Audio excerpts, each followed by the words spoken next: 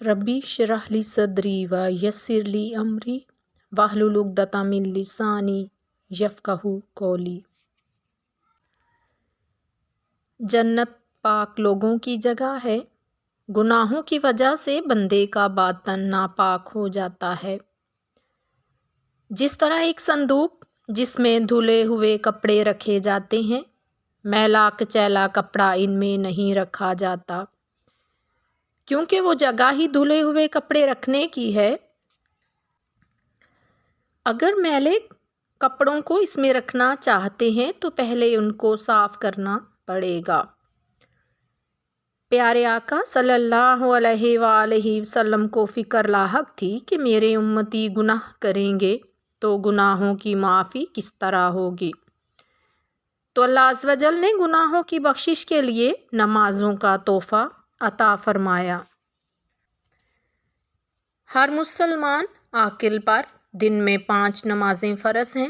جو جان بوجھ کر نماز ترک کرتا ہے وہ کبیرہ گناہ کا مرتکب ہوتا ہے۔ ارکان اسلام میں نماز کو ایک اہم مقام حاصل ہے، یہاں تک کہ حدیث مبارکہ کا مفہوم ہے۔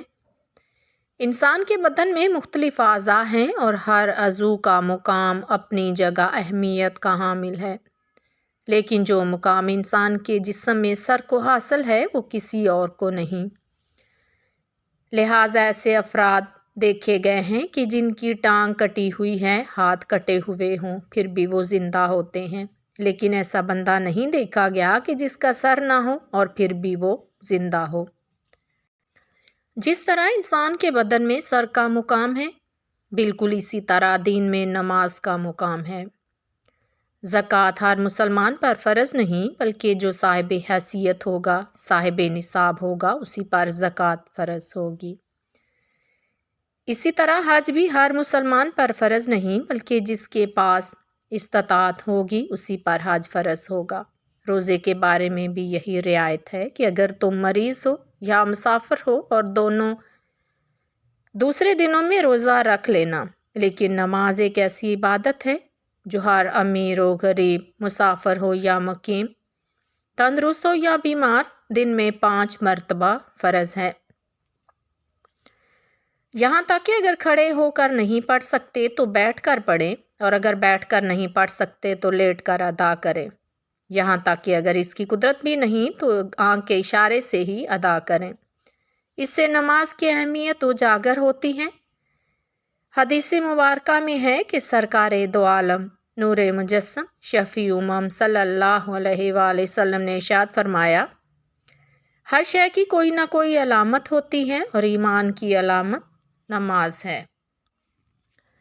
یہ بات حقیقت پر مبنی ہے کہ جب بندے کا جسم بیمار ہو جاتا ہے تو اس کو کھانے والی ہر چیز کڑوی لگتی ہے، مثلاً پانی، دودھ، روٹی وغیرہ، یہ سب چیزیں کڑوی لگتی ہے۔ حالانکہ یہ چیزیں کڑوی نہیں ہوتیں، بلکہ بیماری نے اس کے منہ کا ذائقہ خراب کر دیا ہے، جس کی وجہ سے اس کو ہر چیز کھانے والی چیز کڑوی معلوم ہوتی ہے، یہاں تک کہ ان چیزوں کو کھانے کو بھی دل نہیں چاہتا۔ بالکل اسی طرح جس کی روح بیمار ہو جائے اس کو نماز اچھی نہیں لگتی، نماز پڑھنے کو جی نہیں چاہتا، نیک اعمال میں دل نہیں لگتا، حالانکہ اس کا ایمان ہے کہ نماز اچھی ہے، نیکیاں کرنی چاہیے۔ جسم بیمار ہو جائے تو اس کا علاج خوشی سے نہیں بلکہ زبردستی کیا جاتا ہے، مثلاً ٹیکہ خوشی سے نہیں لگوایا جاتا اور نہ ہی کڑوی دوائی خوشی سے کھائی جاتی ہے۔ جس طرح جسم کی بیماری دور کرنے کے لیے علاج زبردستی کیا جاتا ہے، بالکل اسی طرح جب روح بیمار ہو جائے تو اس کا علاج بھی زبردستی کرنا ہوگا۔ پہلے یہ ذہن بنا لیں کہ روح کی بیماری کو دور کرنے کے لیے علاج میں زبردستی کرنی پڑی تو ضرور کریں گے، اور اس سلسلے میں جو بھی طریقہ بتلایا جائے اس پر عمل ضرور کریں گے۔ ڈاکٹر کو 5,000 روپے فیس دے کر نسخہ حاصل کیا جاتا ہے، آرام تو نسخہ پر عمل کرنے سے ہی حاصل ہوگا، نسخہ گھر میں رکھ لینے سے آرام نہیں آئے گا۔ لہٰذا روح کی بیماری دور کرنے کے لیے جتنے بھی طریقے بتائے جائیں، نسخے بتائے جائیں، ان پر عمل کیجیے گا تو انشاءاللہ عز و جل آرام آئے گا۔ علاج نمبر 1 ہے، اگر یہ وجود نماز نہ پڑھے تو اس وجود کو اللہ تعالیٰ کا رزق نہ کھلایا جائے۔ یہ بات حقیقت پر مبنی ہے کہ جو وجود اللہ عز و جل کے آگے نہیں جھکتا وہ اس لائق ہی نہیں کہ اس کو اللہ عز و جل کا رزق کھلایا جائے۔ کھانا خود بخود منہ میں نہیں جاتا، ہاتھ سے پکڑ کر منہ میں لے جائیں گے تو ہی پیٹ میں کھانا جائے گا۔ اگر یہ وجود نماز نہ پڑھے تو اس کو روٹی نہ کھلائی جائے، نہ روٹی کا مطالبہ کرے تو کہو کہ پہلے نماز پڑھو پھر روٹی ملے گی۔ ایک اللہ کی بندی مجھ سے کہنے لگی کہ ہم نے آج تک یہی سنا ہے کہ اگر بھوک زیادہ لگی ہو تو پہلے کھانا کھا لیں اور بعد میں نماز ادا کریں تاکہ پھر پوری یکسوئی کے ساتھ نماز ادا کر سکیں۔ آپ کہتی ہیں کہ پہلے نماز بعد میں روٹی۔ میں نے بتایا کہ بہن، اس کے لیے ہے کہ جس نے کھانا کھا کر نماز پڑھنی ہو، اور جس نے کھانا کھا کر نماز نہیں پڑھنی اس کے لیے بہتر یہی ہے کہ پہلے نماز پڑھے بعد میں کھانا کھائے، اور اگر نماز نہ پڑھے تو کھانا نہ کھائے۔ ایک اور نے سوال کیا کہ یہ جسم کے ساتھ زیادتی ہے، تو میں نے عرض کیا کہ اگر دنیا میں تھوڑی سی سختی کرنے سے قبر اور حشر کی سختی سے نجات ملتی ہے تو اس سختی کو سعادت سمجھنا چاہیے۔ بلکہ ایک بزرگ کا نسخہ مجھے بہت اچھا لگا۔ وہ فرماتے ہیں کہ اتنی دیر تک ناشتہ نہ کرو جب تک نماز فجر ادا نہ کر لو۔ دوسری بات یہ بتائی کہ اتنی دیر تک کوئی اخبار رسالہ نہ پڑھا جائے اور نہ ہی موبائل کو ہاتھ لگایا جائے جب تک قرآن پاک کی تلاوت نہ کر لی جائے۔ آج ہماری اکثریت صبح دیر سے اٹھتی ہے اور اٹھتے ہی پہلا کام اخبار کا مطالعہ ہوتا ہے یا موبائل دیکھنا شروع کر دیتے ہیں۔ حالانکہ اس میں کوئی ثواب بھی نہیں ملتا، بلکہ میں تو سمجھتی ہوں کہ وہ بندہ جو تندرست ہے بیمار ہو جائے گا، اور جو بندہ بیمار ہے اور تندرست ہونا چاہتا ہے تو اس کو چاہیے کہ صبح اٹھ کر قرآن پاک کی تلاوت کیا کرے، انشاءاللہ عز و جل جلد تندرست ہو جائے گا۔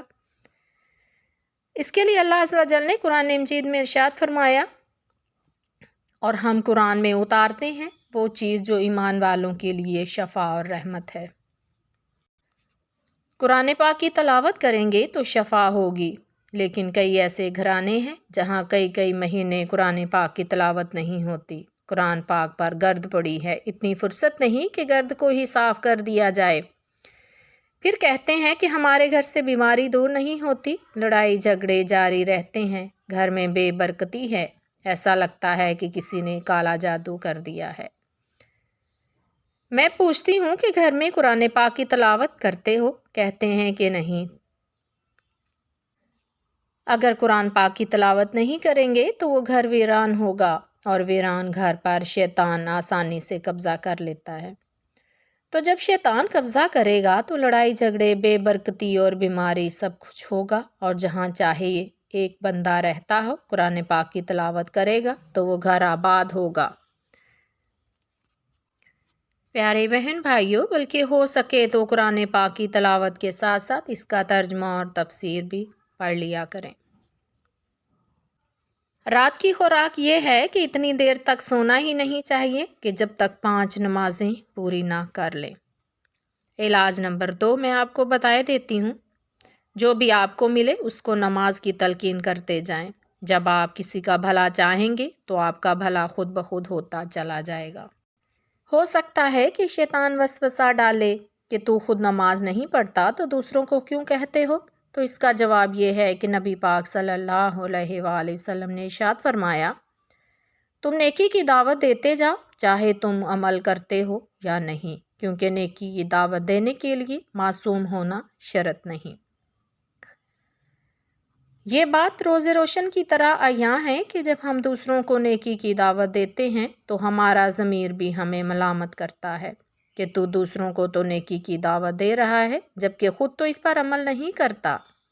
تو جب ضمیر ملامت کرے گا تو بندے کی اصلاح کا آغاز ہو جائے گا۔ بلکہ یہ چاہے آزما کر دیکھیں کہ جس نے کام کرنے کو جی نہ چاہتا ہو اس کے فضائل لوگوں کو بتلانا شروع کر دو، پھر دیکھو اندر سے ضمیر ملامت کرے گا اور جب ضمیر ملامت کرنا شروع کر دے گا تو بندے کی اصلاح خود بخود شروع ہو جاتی ہے۔